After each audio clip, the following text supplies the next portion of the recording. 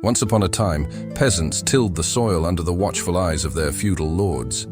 They owed their masters a portion of their harvest, paid taxes in labor, and lived within tight boundaries of power.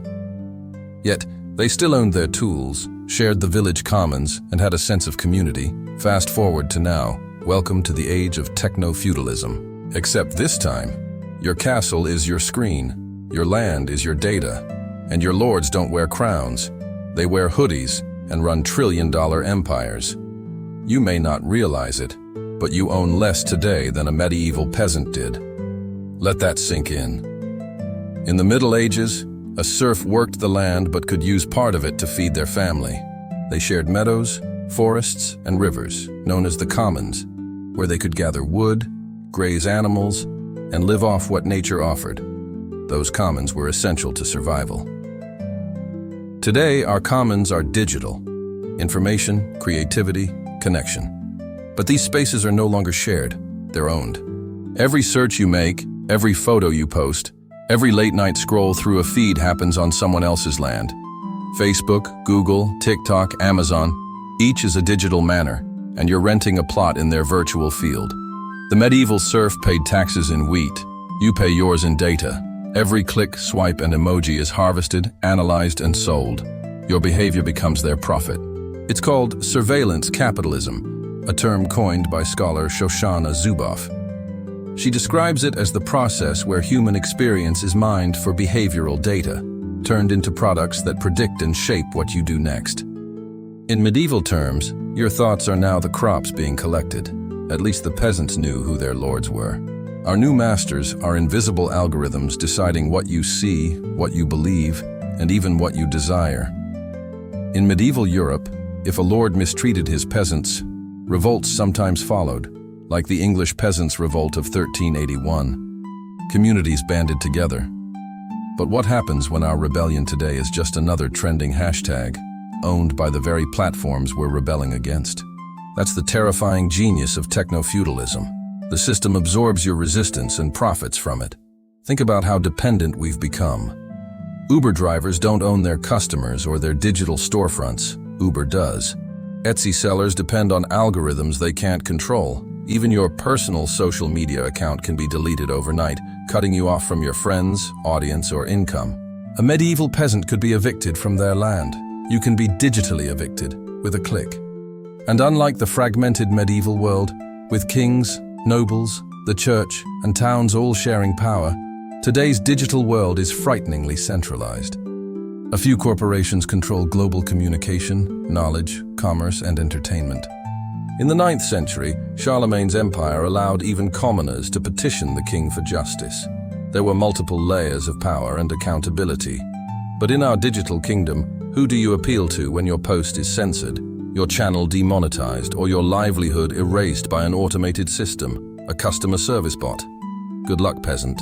The truth is, this modern system has gone further than any medieval hierarchy could dream. Tech companies not only control what you do, they shape how you think.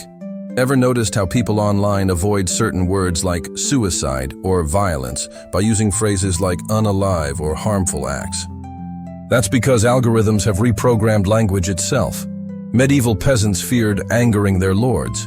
We fear triggering content filters. And while medieval people had limited freedom, they were never truly alone. They lived surrounded by family, neighbors, and shared traditions. Their faith, festivals, and pilgrimages gave them unity and purpose. Historian Barbara Tuchman once wrote that medieval life lacked loneliness because life itself was communal. Contrast that with today. We're the most connected generation in history, and yet one of the loneliest. Algorithms feed us constant content but starve us of real connection. Communities online form not through shared purpose, but through targeted engagement designed to keep us scrolling. When medieval peasants went on pilgrimages, they traveled together for faith and fellowship. Today, our digital pilgrimages take us from one app to another, searching not for salvation, but for dopamine. And perhaps the most ironic part? We call it freedom. But if you step back, you'll see the pattern. In the Middle Ages, power was decentralized. No one ruler controlled all of Europe. Today, 5 major tech companies, Apple, Microsoft, Google, Amazon, and Meta, hold more wealth and influence than entire nations. They own the infrastructure of modern life: your data, your cloud, your communication, your marketplace. Yanis Varoufakis, the former finance minister of Greece, calls this cloud feudalism. In his words, capitalism is mutating into a new digital order, where we no longer buy things, we rent them, and where ownership itself is disappearing. You don't own your music, it's streamed. You don't own your software, it's subscribed. You don't even own your digital identity. It's borrowed from someone else's platform. You will own nothing and be happy, they said. But history tells us something different. When people own nothing, someone else owns them. And just like the medieval peasants, most of us don't even realize we've become serfs again. Our land is digital, our labor invisible, our lords unchallenged. But history also reminds us that systems like this don't last forever. Feudalism collapsed when new ideas, commerce, cities, and revolutions challenged the old order. The same can happen again if we recognize what's happening now. Technology itself isn't the enemy, it's a tool. And tools can either build freedom or forge chains. The question is, who wields them? So the next time you post, stream, or click agree, remember this: you're walking across digital soil that isn't yours.